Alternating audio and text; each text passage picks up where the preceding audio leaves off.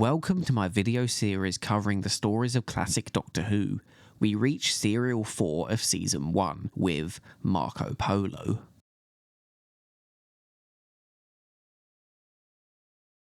Susan and Barbara have found a giant footprint in the snow, with Susan thinking it can't be human, though Ian debunks this by saying the sun could have melted the edges and made it larger.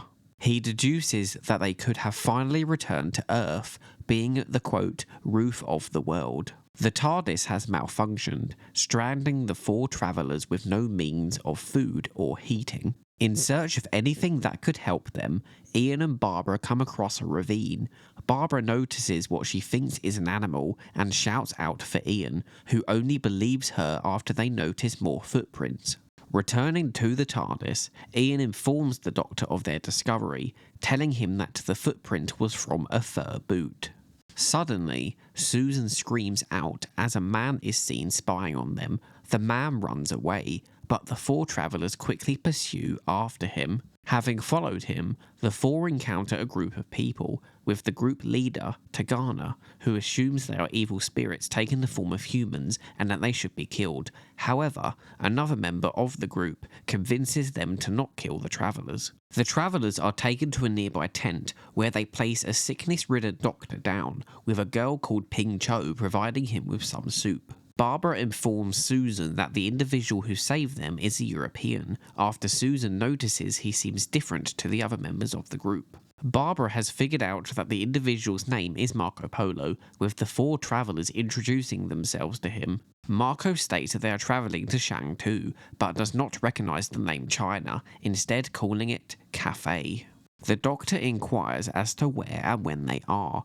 With Marco being puzzled by this, he states it's 1289 and they are on the plane of Pamir. Ping Cho and Susan get to know each other, with Susan informing Ping Cho that she doesn't really have a home, while Ping Cho is due to be married at only 16 years of age. Tagana still thinks he should have killed the travellers, with Marco defending their differences. Despite this, Tagana still believes they are evil spirits. Tagana doubts they are regular people due to the TARDIS having no wheels and seemingly being too small to carry four. Ian introduces Marco to the TARDIS, with Ian having to convince him of his unusual method of travel. Marco also quizzes Barbara about its size being able to accommodate the four travellers, which she agrees does. They are unable to get inside due to the Doctor having the key, and as he has the mountain sickness, was not taken back up the mountain with the rest of them. Marco decides to get the men of his group to ferry the TARDIS to his camp. The Doctor states he'll only take a few days to fix the TARDIS, but Marco insists that they have to keep moving, taking the four travellers and their ship with them. He forbids the Doctor to work on the TARDIS due to the members of the Mongol group having superstitions. The Doctor agrees to Marco's terms due to his kind hospitality, stating no one will enter the TARDIS until they reach their next destination, Lop. Arriving at Lop, the Mongol group unpack their caravan, with the four travellers also settling into their new environment. The Doctor is unable to work on the TARDIS when the Mongol group prevent him from leaving. The Doctor is outraged at Marco, but is convinced by Barbara to back down and listen. Marco explains that the Khan has refused to let him return home, and that he intends to offer them the TARDIS in the hope that a gift of that magnitude will be enough for him to be allowed his freedom. The Doctor, finding this whole situation ridiculous, breaks down in laughter. Tagana plans treachery against Marco Polo, the four travellers, and the mighty Kublai Khan. The Doctor refuses to cooperate with Marco and does not join in with the group meal. Marco and Ian agree to a chess match while Barbara tends to upset Susan, who is unable to get the Doctor to eat. Susan laments to Barbara about being stuck in this time zone. Feeling rejected by the Doctor, she wishes they were back in the TARDIS travelling the stars. Barbara tries to comfort Susan by stating how the Doctor will soon be back to his old innovative self. Susan, returning back to the tents, convinces Ping Cho to come with her to see the desert at midnight. Marco informs Barbara not to be deceived by the desert's perceived beauty, stating it is always dangerous. Later on, Susan and Ping Cho sneak out of their tent and notice Tagana leave the camp. They decide to follow him. Hearing the restless horses, Marco goes outside of his tent to investigate. He senses a sandstorm is approaching them. Susan and Ping Cho struggle to keep up with Tagana, the two being unaware of the danger of the incoming sandstorm. They decide to go back to camp, but are unable to as the sandstorm approaches them. Barbara is alerted to the sandstorm due to its intense noise, with Ian and Marco having to shout over the noise to converse. While the doctor is somehow able to sleep through the noise, they notice Tagana has left his tent. This makes Barbara decide to check on the two girls, where she discovers they are missing. Ian and Marco have to physically prevent Barbara from chasing after them. Susan tries to escape back to the camp, but Ping Cho holds her back. Susan screams out for Ian, who tries to convince Marco to go find them once the storm is over. However, Marco exclaims that there is no use doing this until morning approaches. Marco promises Barbara that they will not leave until they find the girls. Suddenly, Susan, Ping Cho, and Tagana return to the tent, with the latter having found the two of them. Tagana states he simply went for a walk in the desert. Taking a fruit, he leaves the tent and destroys it in his hands. Ping Cho confides in Susan that she thought she would perish in the sandstorm. The two discuss how they think that Tagana's actions were suspicious. Tagana inquires as to why Marco has a journal. He suddenly brandishes his sword, with Marco taking his own out in defense.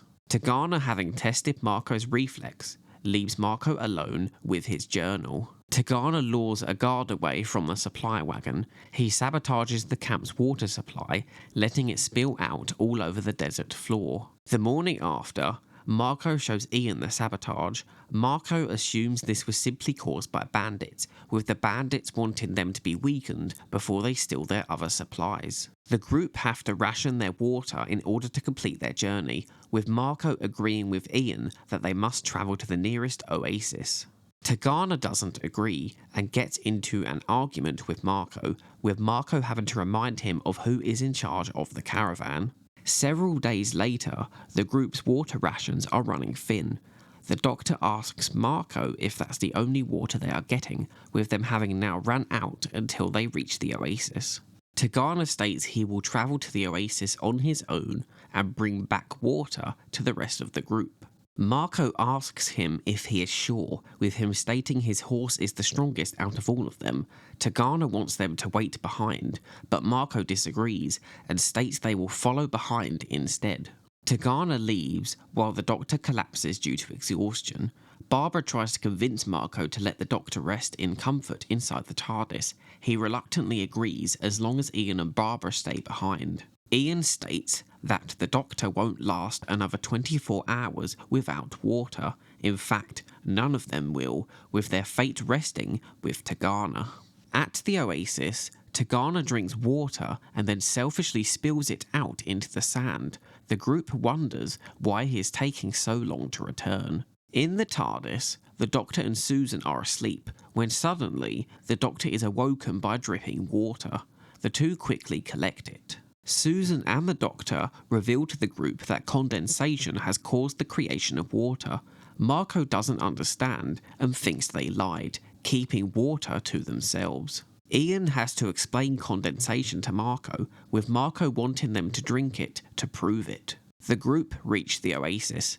Tagana feigns about having dealt with bandits. Barbara has to convince Marco to stay the day at the oasis so the Doctor can recuperate. Tagana unsuccessfully tries to sway Marco against the four travellers, spitting out his water in his failed attempt. Barbara informs the Doctor of Marco's worry about bandits, who dismisses the claim, with Barbara noticing the lack of evidence and discussing her suspicion of Tagana with Ian. Tagana continues to state that he had to deal with bandits, with him trying to claim control of the TARDIS. The Doctor dismissing this too, and stating that Tagana is unaware of his superior intellect. Arriving at the city of Toonwang, the group leave their caravan and venture into the city's buildings. Susan marvels at the architecture, having never seen it before.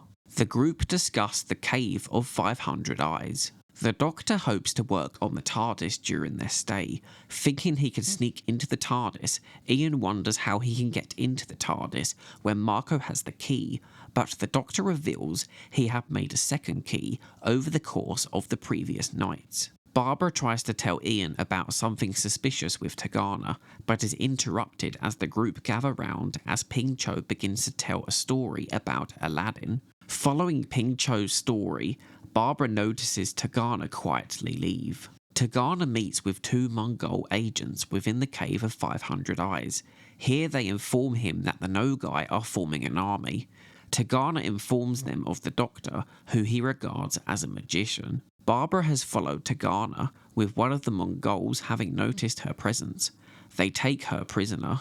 Marco is enraged by Barbara's disappearance, with him, Ian, and Tegana going out to look for her. The Mongols play dice to decide which one will kill her, with them visibly making taunting gestures at Barbara.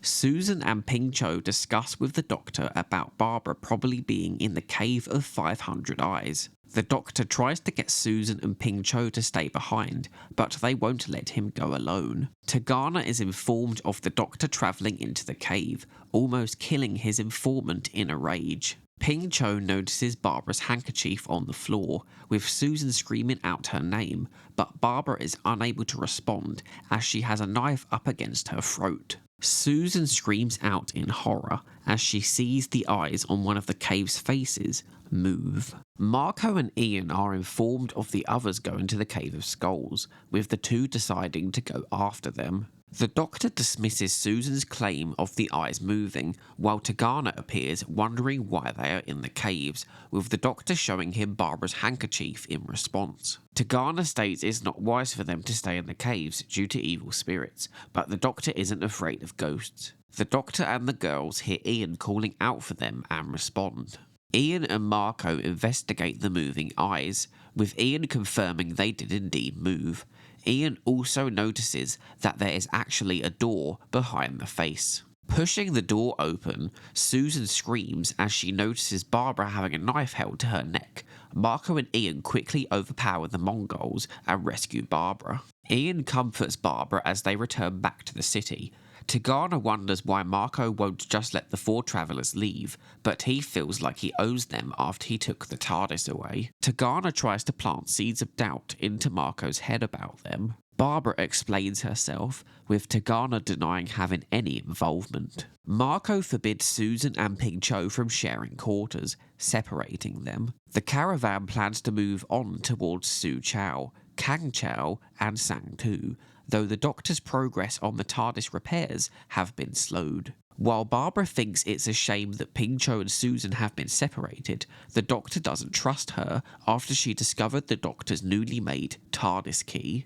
Susan and Ping Cho talk in secret, wondering how they can gain proof of Tegana's treachery.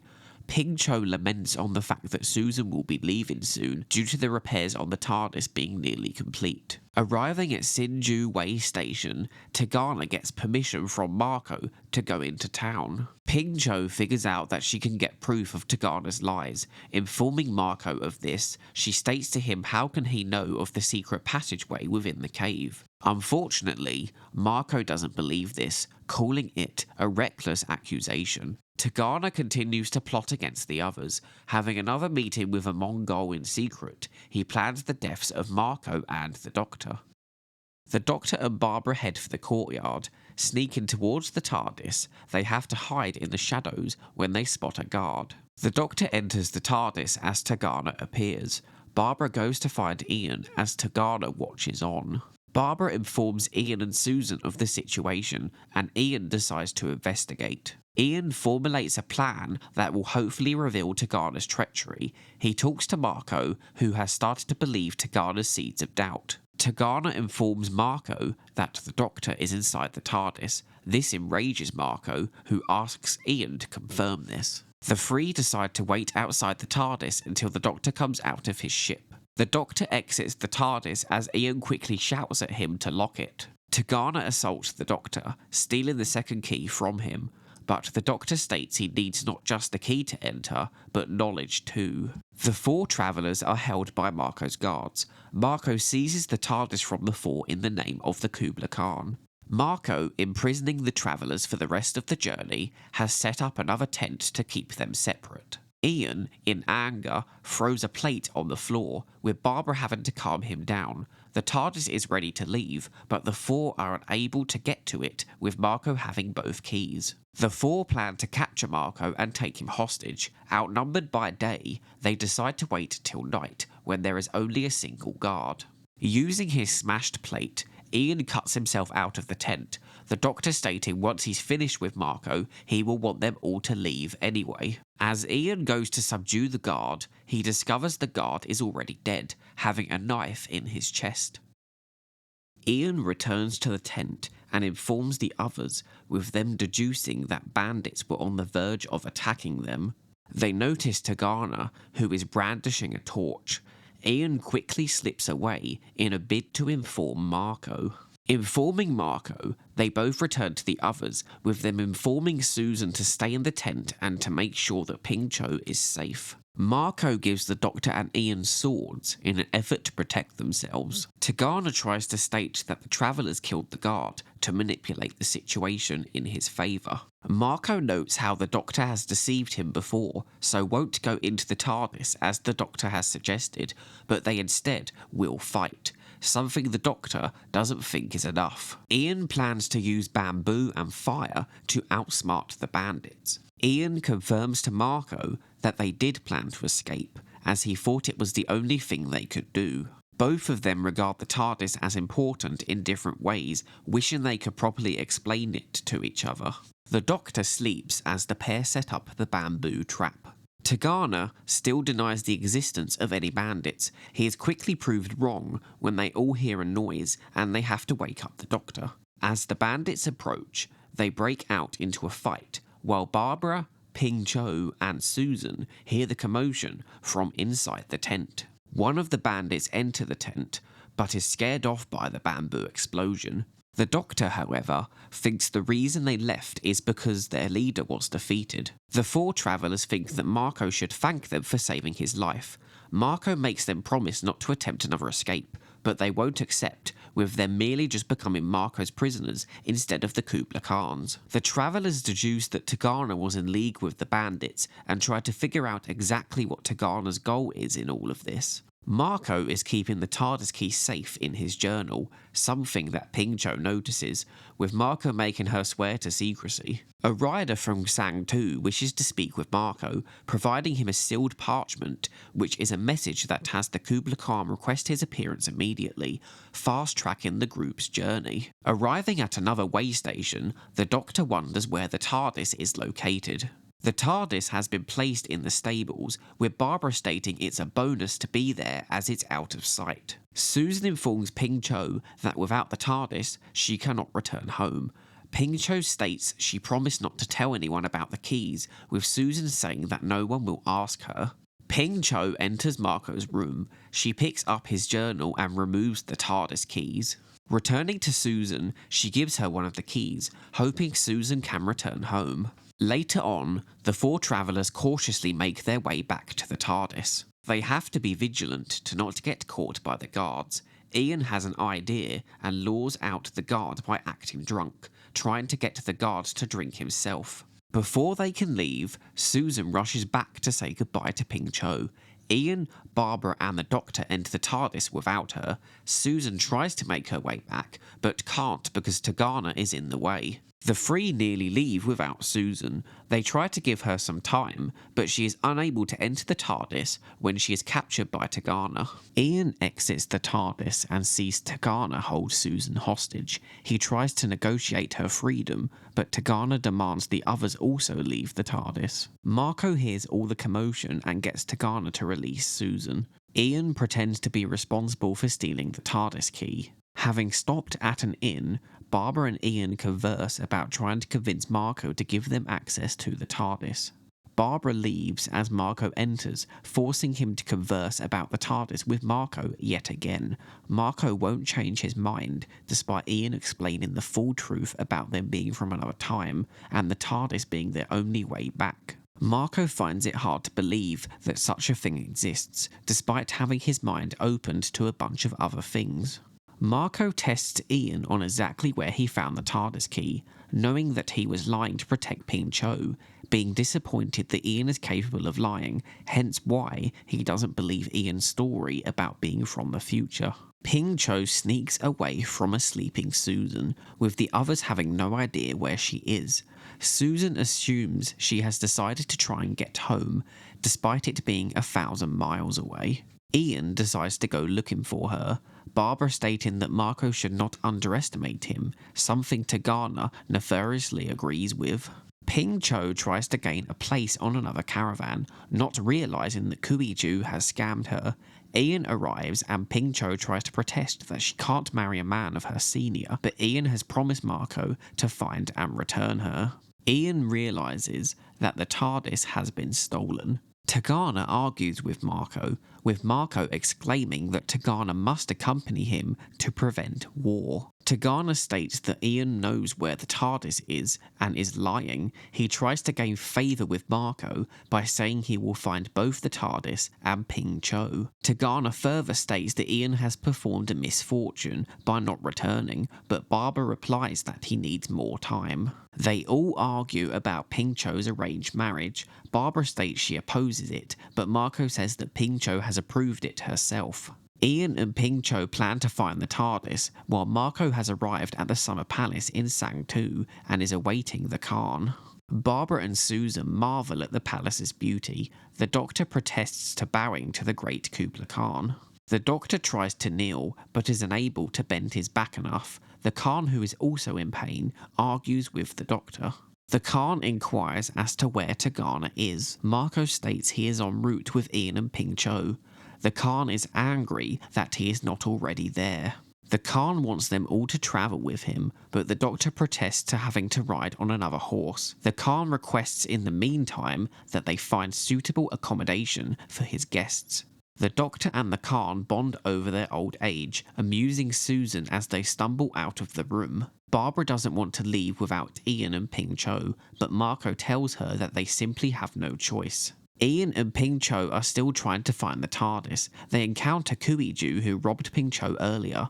Ping Cho distracts Kuiju, while Ian jumps him and takes back Ping Cho's money. Ian threatens Kuiju, who reveals that Tagana gave him money to steal the TARDIS. Ping Cho screams as Tagana appears brandishing a sword. Tagana beckons Ian to fight him. Tagana advances, but is interrupted by external forces. Kuiju is killed in the commotion. The external forces are that of the Kublai Khan. Tagana lies and says Ian and Ping Cho were trying to steal the Khan's property. However, the captain, called Ling Tao, states he isn't the authority to decide who is telling the truth and that they will see the Khan in Peking. Having arrived at the palace in Peking, the Doctor plays backgammon with the Khan. The Empress enters the palace, with her reprimanding the Khan for wagering. The Doctor tries to make a deal that if he wins, he will regain the rights to his TARDIS. Marco informs Barbara and Susan of this. Barbara hopes the Khan will let Marco return home as well, while Susan laments that Ping Cho will unfortunately still be forced to marry someone she doesn't want to. Ian informs Marco of what he has witnessed, being that of Tagana saying he serves no one but Nogai and will conquer the world. Marco informs Ping Cho that she is to leave Peking as soon as she is married, which will be tomorrow. The TARDIS has arrived at Peking, and the Khan takes admiration to it. Tagana fakes niceties with the Khan, with him trying to get the Khan to turn against the Doctor. The Khan thanks Marco for the gift, but he wonders why he didn't subject the travellers to their laws. Marco states that he didn't due to the travellers not being from this land, and he regrets seizing control of the TARDIS in the name of the Khan. Tegana turns the situation against Marco by stating he wanted to use the TARDIS as a bribe to return to Venice. The Khan states that this has failed, as he won the TARDIS against the Doctor anyway, and asks where the key to it is. The Khan wants to examine the TARDIS and discuss terms with Tegana about the Nogai after a big banquet. Ping Cho's husband-to-be has died at the banquet. The Empress wonders why she doesn't express sadness. Ping Cho states that while she mourns like they do, she didn't want to marry him. The Khan wants to know what Ping Cho thinks of the four travellers. She states they will always be her friends. The Khan trusts Ping Cho, stating he once did the same for Marco, but now Marco needs to prove himself worthy, otherwise they'll banish him and not protect him against his enemies. The Khan still needs to meet with Tegana about the Nogai, with him planning to meet with the Doctor to examine the TARDIS after this. Marco, having left the throne room, encounters Tegana as he makes his way in. The four travellers converse about Tegana, the Doctor stating he always knew he was a two-faced villain. Barbara wishes to remember what exactly the Khan said that upset Marco. The Doctor deduces that Tegana wants more than just the TARDIS. Barbara remembers it was because the Khan was furious about the Nogai moving his armies, and thus why Tegana delayed Marco's caravan to give the Nogai army more time to reach Peking. Ian wonders why should the Khan fear the Nogai, with the Doctor having to inform him that it's all about killing the leaders. Once the leader is dead, the whole army will fall apart. Susan figures from this that Tegana plans to assassinate the Khan. The four plan a urgent escape. As a guard enters the room, the Doctor trips him over and they all run out. They race to the Khan's throne room before it's too late, but run into Marco. A messenger appears and informs Marco that the Nogai army have arrived. Marco informs the four travellers to stay back. In the throne room, Tegana ends his discussion, quickly brandishes his sword and lunges for the Khan. Marco shouts out Tegana's name as he enters the room. Tegana looks him dead in the eyes as the pair begin to duel. Guards enter the room and surround Tegana. The Khan states he must die. Tegana uses the guard's spear to end his own life. During the commotion, Marco gives the Doctor the TARDIS keys. Susan quickly says her farewells to Ping Cho, with the four entering the TARDIS and quickly leaving. Everyone notices the TARDIS dematerialise. The Khan forgives Marco, as Marco wonders whether the travellers are now in the past or the future. Being the fourth Doctor Who story in the original show, Marco Polo was given the production code of the letter D. Marco Polo was written by John Lucarotti, with Waris Hussein returning to direct after he had previously directed An Unearthly Child. Episode 4, The Wall of Lies, however, would instead be directed by John Crockett. Verity Lambert yet again continued her role as Doctor Who's producer with this story. All four main cast members from previous stories continue into this one, with the addition of 3 reoccurring story-based characters, with Mark Eden as Marco Polo, Darren Nesbitt as Tegana, and Xenia Merton as Ping Cho. Marco Polo is the second historical story within Doctor Who's first season, though this time the story is longer, equaling the Daleks at 7 episodes. The 7 episodes were released on the then called BBC TV between the 22nd of February and the 4th of April 1964, one each Saturday for 7 weeks. Marco Polo was officially commissioned on the 9th of July 1963 when John Lucarotti was tasked with writing the 7-part story, then referred to as The Journey to Cathay. Lucarotti was given permission to bypass the storyline stage to begin scripting, which was to be delivered by the 7th of October. The very first part of Marco Polo to be filmed was the sequence in 500 Eyes that showed the water droplets on the TARDIS console. This was carried out on the 13th of January 1964. A day later, on the 14th of January, saw model filming for Marco Polo's caravan, with the next 2 days after that, the 15th and 16th, seeing the filming of the climactic sword fight between Marco and Ghana featured at the end of the serial. The 31st of January 1964 sees Marco Polo's first episode, The Roof of the World, recorded in Lime Grove Studio D, marking Waris's directorial return since Season 1 Episode 4, The Firemaker. Episode 2, The Singing Sands, is recorded a week later on the 7th of February. Episode 3, 500 Eyes, is recorded on the 14th of February. Episode 4, The Wall of Lies, is recorded on the 21st of February, being the only episode of the serial not directed by Waris, but instead by John Crockett. Episode 5, Rider from the Sang 2, is recorded on the 28th of February and sees Waris return to direct after his previous episode absence. Episode 6, Mighty Kublai Khan, is recorded on the 6th of March 1964. Episode 7, Assassin at Peking, the final episode of the serial, is recorded the following week on the 13th of March. During this serial's ongoing production and release, on the 2nd of March 1964, David Whittaker sends Donald Wilson a breakdown of the current plans for the 10 serials that will make up the 52-episode season that has currently been agreed. After the previous 3 serials, An Unearthly Child, The Daleks, The Edge of Destruction, and then this serial, Marco Polo, they had outlined a 6-part future story, a 4-part historical story, another 6-part future story, a 6-part historical, a 4-part, quote, minuscule tale, and another 6-part future story. Originally planned as the 3rd serial of Doctor Who's first season, after An Unearthly Child and The Masters of Luxor, which was later replaced with The Daleks, Marco Polo became the 4th serial when a delay in the sets and costumes pushed production back a few weeks, leading to the 2-part Edge of Destruction being made last minute to keep the show afloat. Marco Polo is the first serial within classic Doctor Who where one of the actors being absent for the majority of an episode is noticeably felt. While the actors didn't officially start going on holiday until the following serial, due to Hartnell becoming ill with influenza during rehearsals, he had to be written out of the majority of the Singing Sands, despite him being present during the actual recording for the episode. The sequence with Susan iterating to Barbara about being from another time was originally written for Susan and the Doctor.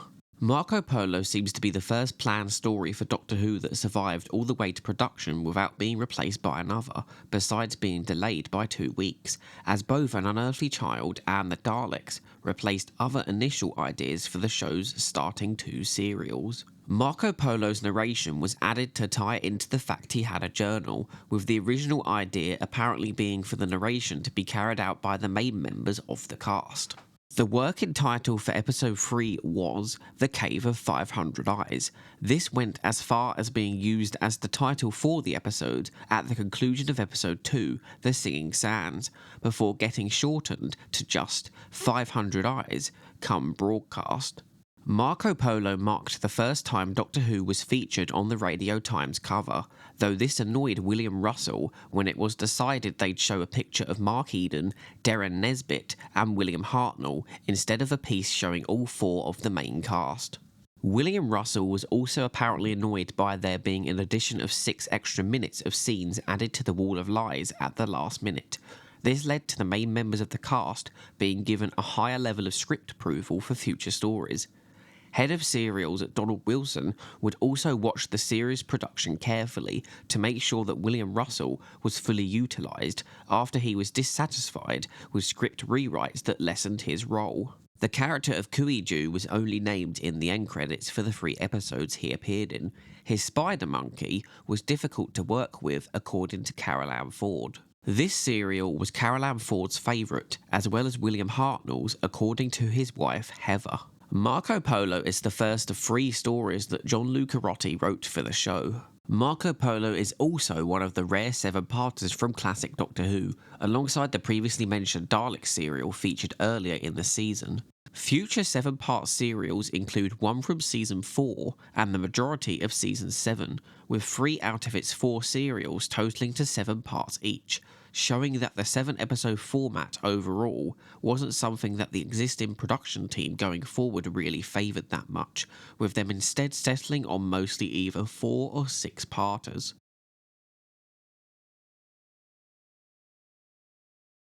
Marco Polo has the unfortunate distinction of being the first Doctor Who serial to be regarded as missing due to no 16mm telerecording copies being known to still exist for its episodes, with the original videotapes having been reused for newer productions, making Marco Polo a lost classic amongst the fandom.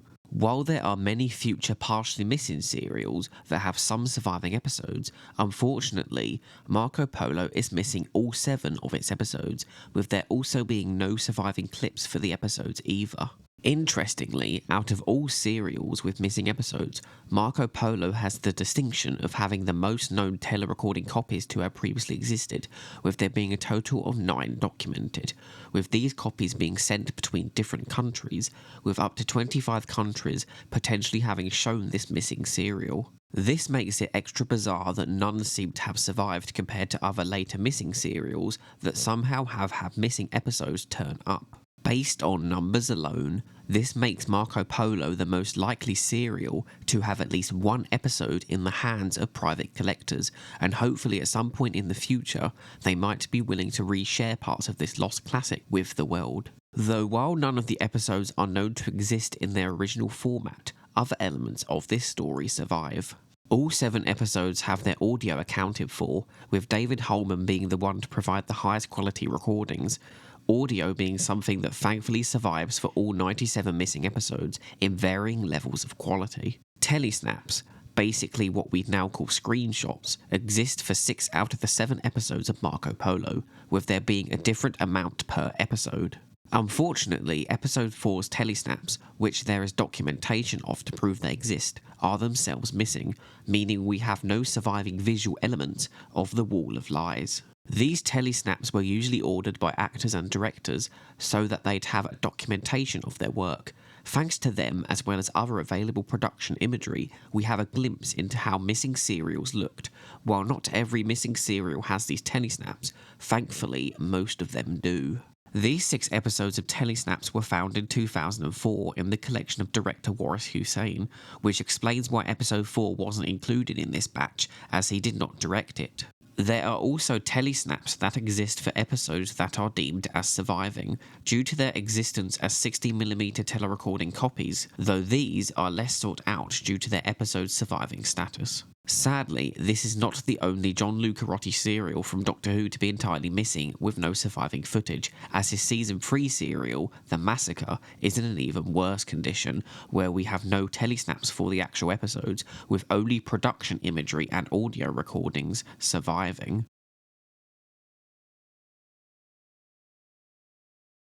Due to this serial's status as being missing, there has been no dedicated physical media release for this story, though there is a cut-down recon of the story featured on the Edge of Destruction disc of the beginning box set that was released in 2006. Due to the story existing in audio form, the BBC have released an official audio CD soundtrack with Lincoln narration provided by William Russell, which was initially released in November 2003, around the franchise's 40th anniversary, before being reissued in 2010 and 2023, each with slightly revised cover art. A vinyl edition was released on the 11th of September 2020, complete with unique artwork showing the TARDIS being ferried on Marco's caravan. A novelisation written by the serial's writer John Lucarotti was released on the 11th of April 1985. While there has yet to be an official full-length BBC-commissioned reconstruction for Marco Polo, this has not stopped the fans. Using the previously stated surviving elements of the story, there have been multiple recons made. The most well-known ones are by Loose Cannon. Their first Marco Polo recon was LC-17, which was released in February 2002 and uses colorized production images in a slideshow-esque format with on-screen captions and a newly recorded scene with Mark Eden. LC-39 was released just under 11 years later in January 2013, with the 2004 recovered telesnaps and high-quality audio now being available, this version being represented in black and white as per the original production. Loose cannon using elements of other episodes were able to create convincing visuals to convey the events of the Wall of Lies. As of the making of this video, there has been no officially announced animation for this serial, with it being a known fact that this serial is one of the hardest missing stories to be able to create in that format, due to the huge amount of sets, characters and costumes, mixed with the limited budget that the BBC are able to provide for these releases.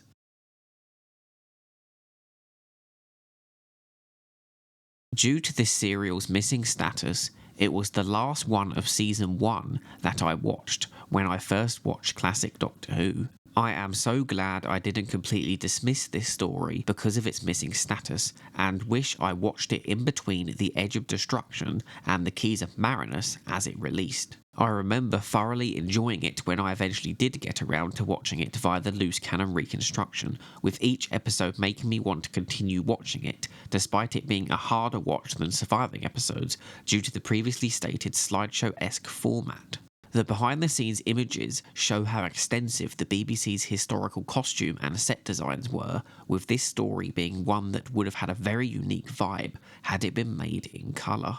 While this serial sadly has multiple uses of yellowface, Ping Cho herself was played by an actual Asian actor, Sienna Merton, something I think is rightly praised. Cathay is the name that Europeans would use to refer to northern China, which was regarded as a different place compared to southern China. While it's obvious that the real-life reasoning for why everyone speaks English in this serial is due to the show being a British production, there isn't an in-universe reason given for it, something which has been answered many years later within modern Doctor Who, being that the TARDIS and the Doctor enable telepathic translation of all languages to the individual's native one. This serial partially continues the style of The Edge of Destruction by grounding the characters in their locations and allowing us to spend more time with them and see how the events they've been a part of have affected them. The Doctor, while having come to accept Ian and Barbara within the last serial, still isn't without his annoyed/grumpy characteristic after the TARDIS has malfunctioned, with him being annoyed at Ian for suggesting he can look for fuel in their remote location. The Doctor suddenly gets mountain sickness after following the 3 others when they pursue the man who was spying on them. There doesn't seem to be a hint of him getting sick in the previous scenes, so I assume it's because of the running they all had to do to catch up with the man. However, due to this episode's missing status, there could have very well been some non-verbal acting from William Hartnell to slowly portray him getting more and more affected by the cold, something we sadly can't see. This is later explained in the episode to be due to the lack of air high up in the mountains.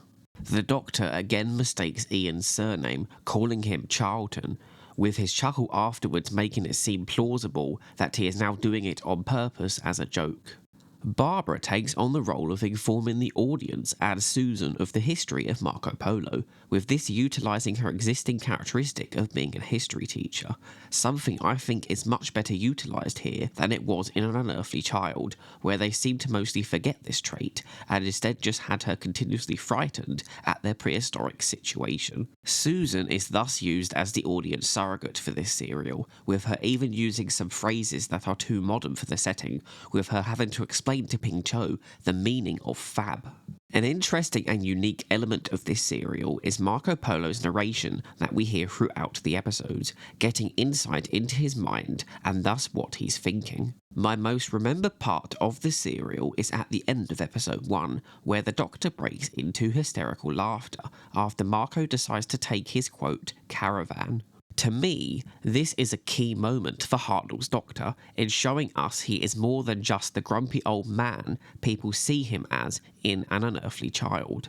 Something we have many examples of, and it's such a shame that people dismiss him as the quote grumpy one. With this moment being one of the missing moments throughout 60s Doctor Who, I wish we could see the original footage of, alongside the likes of Hartnell's speech at the end of the massacre and Jamie's first interaction with the TARDIS at the end of the Highlanders. A big moment in the Singing Sands comes with Susan when she is longing to be up in the stars and travelling in the TARDIS. While it's a shame that the Doctor isn't featured in this scene as originally intended, I do enjoy Barbara's inclusion. It allows us to see her intelligence as she is able to deduce how Susan is homesick because the TARDIS makes her feel safe as it's a familiar environment compared to where they currently are, an unknown place to Susan. The Doctor's refusal to engage in the situation allows the rewritten scene to be more effective, as it contributes to pushing Susan over the edge and having this feeling of hers come to the surface. This scene to me also suggests that Susan wasn't at Coal Hill School for long enough to make her miss travelling, considering the pre-established law of the TARDIS not being able to return to previous locations during this first iteration of the show's concept. I like how the singing sands gives us a moment of breathing for the characters, allowing Susan to show her youth with her curiosity to see the desert at night, which in turn allows her to start to become aware of Tegana's treachery. Tegana is an interesting antagonist for this serial, clearly someone who is consumed by hate and revenge, with him biding his time and planning for the right moment. Him going on to sabotage their water supply shows that he is cunning, knowing exactly how to defeat his enemies without spilling a single drop of blood, while also doubling as a way to delay Marco's caravan to allow his Nogai forces more time to evade Peking, with his revenge goal consuming him to the point of petty selfishness. The events of this episode that the Doctor was mostly absent for are not brought up by him when he returns. This is most likely due to the later episodes being written with the original intent of the Singing Sands in mind, where the Doctor was present for the event. I do find it kind of odd that we don't get the Doctor's reaction to Susan getting stuck in the sandstorm, something I wish the story editor could have sneaked into a later episode. 500 Eyes continues to show the travellers becoming more suspicious of Tegana, with Barbara catching on to his claims of bandits at the Oasis not being what they seem due to lack of physical evidence, with her also later trying to inform Ian of his unusual activity. This episode also utilises the Doctor's absence from the previous episode in an interesting way, showing that he was actually busy off-screen, making another key to the TARDIS after Marco had confiscated the original. We are further given more downtime for the characters to breathe and feel more real when the episode has them all gather round to hear Ping Cho's story. The Doctor's curiosity is seen when he gets distracted by the face in the cave, being fascinated by the ore it is made from. Despite the Wall of Lies not having any publicly surviving telesnaps, I think Loose Cannon did a very good job in using existing imagery to convey the visuals of the story, something I hope the BBC can do if they don't get around to animating the serial by the time of the eventual Season 1 Blu-ray collection set. The Wall of Lies has the Doctor laugh at Tegana's claim of the caves being haunted, something which is quite funny to experience as a viewer, being another element of the First Doctor that is unfortunately overlooked by most. Tegana, continuing his act of villainy, makes sure he leaves the caves before they can connect him to the Barbara hostage situation. Further to this, he tries to plant seeds of doubt into Marco's head to try and turn him against the travellers. This shows the difference between Marco and Tegana. Marco genuinely cares for people and won't try to assassinate the Kublai Khan, despite him being prevented from returning home to Europe, while Tegana will stop at nothing to get what he wants, nearly killing Barbara in the process. Tegana saying to Marco that the travellers will set them against each other with lies and deceit is pretty much exactly what he has been doing and is doing to try and get his way. Tegana in this episode is successful in being able to manipulate Marco against the time travellers, with their escape plan unfortunately playing right into his deception. The Doctor again can't help but laugh at Marco Polo after he seizes the TARDIS, calling him a poor, pathetic, stupid savage. While it can be said the Doctor's paranoia gets the best of him sometimes, this serial gives us a look as to why he is this way, with it being difficult for people like Marco to understand due to the time period they are from. This is extended to the Doctor having a distrust of Ping Cho, which causes him to come into conflict with Susan, who has come to trust the girl after they have bonded over the course of their ordeal. At the end of the episode, you almost get the vibe that Ian could kill the guard due to him holding a sharp piece of the glass plate and their dire situation, but he probably would have at most knocked him out if the guard hadn't already been killed off screen, as I don't see Ian as the kind of person who would kill someone like that, unlike Tegana. Rider from the Sang 2 depicts a desperate Tagana using bandits to try and kill the 4 TARDIS travellers, with him clearly becoming more and more irritated the longer they are able to evade death. There is a nice moment within this episode again between Ping Cho and Susan where they are looking at different fish, with Susan comparing the different fish to her travelling companions. This moment continuing this serial's way of giving the characters moments to breathe, which is a benefit of this serial's long length. The serial could have technically ended with this episode with some minor rewrite, like having Susan not stay back to say goodbye to Ping Cho, but it would have, in my opinion, been a very unsatisfying ending, as sure the 4 travellers would have escaped, but the main plot of Tagana's treachery and Marco's freedom to return home would have been left unresolved, and I think those deserve a proper conclusion considering the, by this point, 5 episodes of investment we've had with the story. Mighty Kublai Khan has Ian be fully honest with Marco, but due to their past actions as well as Ian wanting to protect Ping Cho by lying, Marco doesn't believe him, something which, while potentially frustrating to the viewer, isn't something from a place of villainy, but from someone who is fairly unable to trust someone due to past actions. To try and gain Marco's trust, Ian is the one who decides to chase after Ping Cho when she leaves. Marco's care for the travellers is yet again showed when he makes sure that Tagana doesn't kill any of the travellers during their altercation at the start of the episode, after Tagana has captured Susan. The Doctor is mysteriously absent for half of this episode, with there not being an explanation for it, unlike his absence from the Singing Sands. This could be due to there being quite a few characters to deal with during this sequence, as well as the Doctor's big sequence afterwards, where he verbally protests to bowing to the mighty Kublai Khan. The Doctor, being in pain, protests that he is not a doctor of medicine.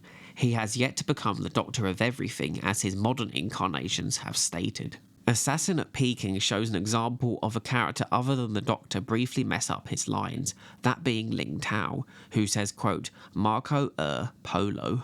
This episode quickly does away with Ping Cho's arranged marriage plot, having her planned husband-to-be die off screen, and implies that she will instead get with Ling Tao, who seems to be much closer to her age.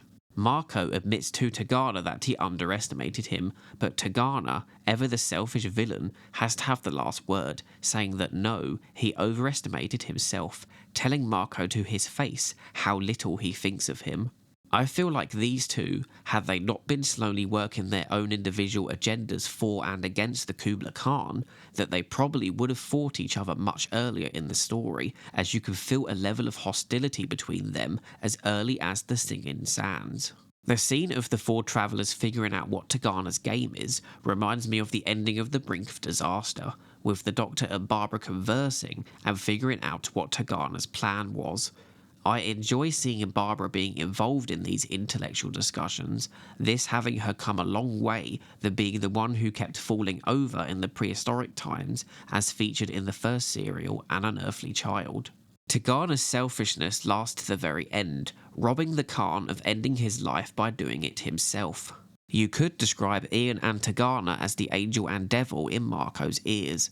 Which one will he give in to? Overall, I really enjoy this serial. While it's 7 parts long, I feel like it utilised those episodes more efficiently than the previous 7-part serial, The Daleks. You really get to feel like the characters are living through this situation by the end of the serial, getting those little moments for them to breathe in between the big action sequences, all the while they are either trying to figure out what Tagana is plotting, or trying to fight for their freedom to return to the TARDIS. While the conclusion at the end of episode 7 might feel a little rushed, considering how long it's taken for the TARDIS team to get the TARDIS back, it's something I don't think bothers me that much, especially due to the Khan's claim of the TARDIS not allowing for them to have a goodbye sequence with Marco anyway. They are in a now or never situation and had to quickly leave. It does make me headcanon that at some point before Susan left, that they could have met an older Marco in Venice and reminisce on the whole situation, no longer having the threat of the No Guy or the Kublai Khan. You want Marco to do the right thing. You can understand his motives, considering it would be hard for someone within his situation to believe something that sounds like a work of fiction to him, with his yearning to return home and his initial hospitality to the travellers making him a compelling layered character who is just trying to do what he sees as the right thing. I think it is such a shame that not only is this story completely missing with no surviving episodes, but it also has no surviving clips either. Something which I think is quite odd, considering the reason the majority of Season 1 survives to this day is because a lot of telerecording copies of its episodes were created, which included Marco Polo, compared to the likes of the mostly missing Season 3 serial, The Daleks' Master Plan, which only had one known copy created, yet somehow has 3 entire episodes out of its 12 surviving. This makes Marco Polo the missing serial with the highest likelihood of being returned to the BBC's archives one day, with it potentially surviving in private collectors' hands somewhere out there in the world, and I hope someday we will get to see how people saw this story during its original 1964 broadcast.